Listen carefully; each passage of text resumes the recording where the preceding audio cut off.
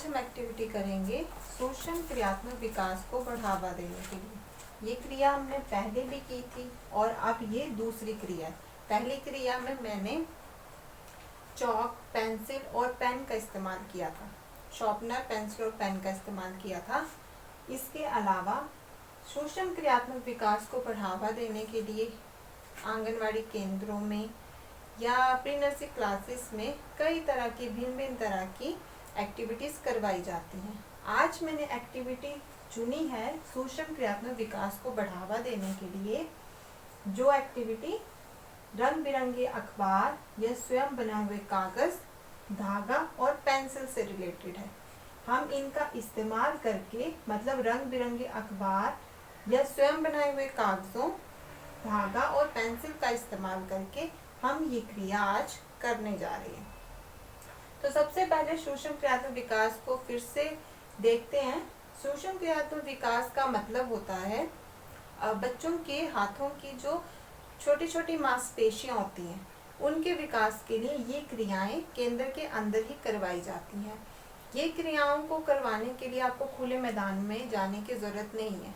खुले मैदान में जाने की आवश्यकता इसलिए नहीं है क्योंकि बच्चों को कमरे के भीतर ही बैठकर आप सामग्री दे सकते हैं और बच्चे आराम से बैठकर इस सूक्ष्म क्रियात्मक विकास की क्रियाओं को आराम से बैठकर कमरे के भीतर ही कर सकते हैं। उदाहरण के लिए जैसे मैंने ये ली हैं, उदाहरण के लिए इस क्रिया के लिए मैंने पेंसिल ली है, कुछ अपने द्वारा बनाए हुए कुछ कागज़ के, जैसे कागज़ पे मैंने एक में पत्ते बनाए हैं, एक में मैंने फूल बनाए हैं, एक में मैंने बॉल बनाए हैं। उसके साथ साथ मैंने अखबार और कैलेंडर से कुछ स्टिकर्स काटे हैं ताकि बच्चों को रंग बिरंगे अखबार या कागज़ों से भी ये क्रिया करवाई जा सके, और साथ में हमें धागा भी चाहिए।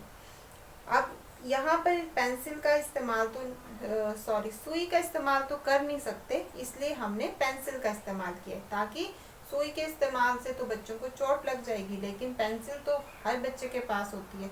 तो पेंसिल के इस्तेमाल से बच्चों को ना तो चोट लगेगी और आराम से वो ये क्रिया कर सकते हैं। इस क्रिया के लिए शिक्षिका जो है वो स्वयं ये चीज़ें बना सकती है। अगर नहीं बना सकते तो बच्चों से धागा, बच्चों से मतलब घर पर उनके माता पिता से मंगवा सकते हैं, और पेंसिल्स तो शालापुर केंद्र में होती ही हैं, और ये ऐसी सामग्री शिक्षिका को स्वयं बनानी चाहिए। तो चलो शुरू करते हैं। बच्चों की हाथों की उंगलियों की और कलाई की जो मांसपेशियां होती हैं, उनके विकास के लिए ऐसी सी क्रियाएं, छोटी मोटी क्रियाएं करवानी चाहिए। ये जो केंद्र है वहाँ पर जैसे धागे में मोती पिरोना, ये क्रियाएं करवाई जाती हैं। फिर इसी तरह की क्रियाओं को, जैसे पत्ते में पत्ता लिया और पत्ते के बीच में छेद करके धागे को डाला, ऐसे करके फिर पत्तों का हार बनाया, ये सूक्ष्म क्रियाएं अक्सर करवाई जाती हैं। तो आज मैंने उन्हीं को ध्यान में रखकर ये क्रिया आयोजित की है। सबसे पहले हम धागा लेंगे, उस धागे के साथ सबसे पहले हम रंग बिरंगे जो जानवरों के चित्र है वो लेंगे। फिर बच्चों को ये चित्र देकर कहेंगे कि पेंसिल भी ले लो, पेंसिल से बीच में छेद करो। इस तरह से छेद करने के बाद ये जो आपका धागा है, इस धागे को इसके अंदर डाल दो, और ऐसे करके क्या करना है, एक हार बनाना है।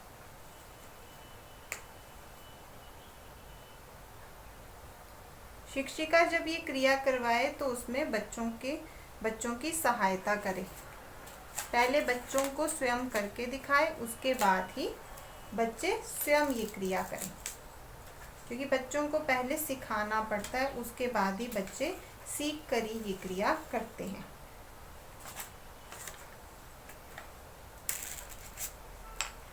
इस तरह से छेद करके बच्चों को बोलें कि पेंसिल से छेद करें और धागे को कागज़ में पिरोते जाएं। जिस तरह से फूल के हार बनते हैं ना, उसी तरह से बच्चों को कागज़ दिए जाएं इस तरह से बच्चों का सूक्ष्म विकास होता है। मतलब जो छोटी छोटी मांसपेशियां होती हैं हाथ की, उंगलियों की, इन क्रियाओं को करने से उनका विकास होता है। साथ में ही बच्चों की कल्पना शक्ति का भी विकास होता है। बच्चे कल्पना अपनी मतलब कल्पना के माध्यम से ये चीज़ें करते जाते हैं और उन्हें ये चीज़ें रोचक भी लगती हैं और साथ में वो इसमें व्यस्त भी रहते हैं। इस प्रकार से, और ये बिल्कुल सरल और आसान क्रिया है, क्योंकि इस क्रिया को करने के लिए आपको ज़्यादा सामग्री की भी आवश्यकता नहीं है। ये तो शिक्षिका स्वयं बना सकती है और शिक्षिका स्वयं बनाकर बच्चों को ये सिखा सकती है।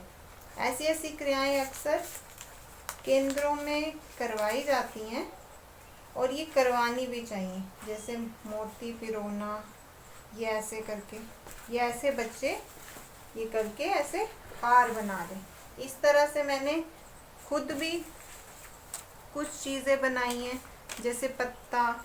शिक्षिका कोई भी आकृति बनाकर बच्चों को दे सकती है और उनको धागे में पिरोने को बोल सकती है। तो धागे में पिरोकर इस तरह से, जैसे ये मैंने बॉल बनाया था, इस तरह से कई ऐसी प्रकार की क्रियाएं हैं जो करवा सकते हैं और बच्चों को ऐसे हार बनाने को बोल सकते हैं। इसमें आप पत्तों का भी यूज़ कर सकते हैं। अगर पत्ते नहीं हो तो कागज़ का